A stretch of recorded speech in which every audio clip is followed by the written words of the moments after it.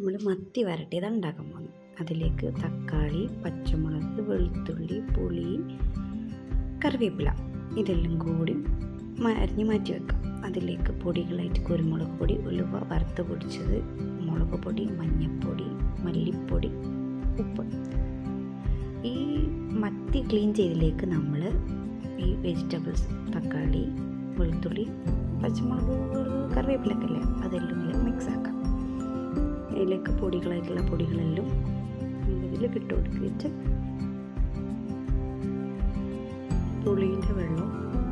പുളിവെള്ളം മാത്രമാണ് പിഴിഞ്ഞ് ഒഴിച്ചു കൊടുക്കാം. ബാക്കി കുറച്ചും കൂടി പുളിവെള്ളം ലേശം പുളിവെള്ളം കൂടി ഒഴിച്ച് നല്ലവണ്ണം മിക്സാക്കി നമുക്ക് മിക്സാക്കാം. അന്നേരമാണ് ലേശം കുരുമുളക് പൊടിൻ്റെ ആവശ്യം ഉണ്ടായിരുന്നു. കുരുമുളക് പൊടി ഇട്ട് നമുക്ക് അടുപ്പത്ത് വെക്കാം. ലോ ഫ്ലെയിമിലാക്കിയിട്ട്, ഫ്ലെയിം കാണിച്ചത് എന്താ വെച്ചാൽ വെള്ളം കുറവുള്ളതുകൊണ്ട് ലോ ഫ്ലെയിമിലായതുകൊണ്ട് നമ്മൾ വെക്കാനേ.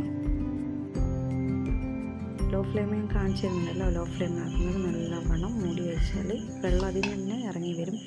മത്തി പൊരിച്ചതും സൈഡിലൂടെ ഒരു കപ്പയും ഞാൻ ഉണ്ടാക്കാൻ പോകുന്നത്. മത്തി നല്ലോണം വരട്ടി ലേശം പച്ച വെളിച്ചെണ്ണയാണ് അതിലേക്ക് ഒഴിച്ചു കൊടുക്കുന്നത്. അത് ഒഴിച്ചു കൊടുത്തതും സെറ്റായിട്ടുണ്ട്. നല്ലൊരു മണമാണ് ഇതിന് വരുന്നത്. കറിവേപ്പില, പച്ച കറിവേപ്പില ഇട്ട് കൊടുക്കാം.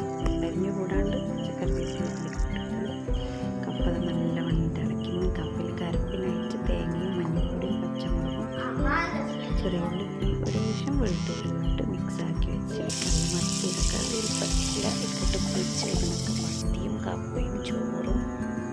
പിന്നെ ഇത് വേണം കുശാൽ. ഇന്നത്തെ ഡിന്നർ ഇതാണ്. ഡയറ്റുള്ളവർക്കും എടുത്ത് കഴിക്കാം.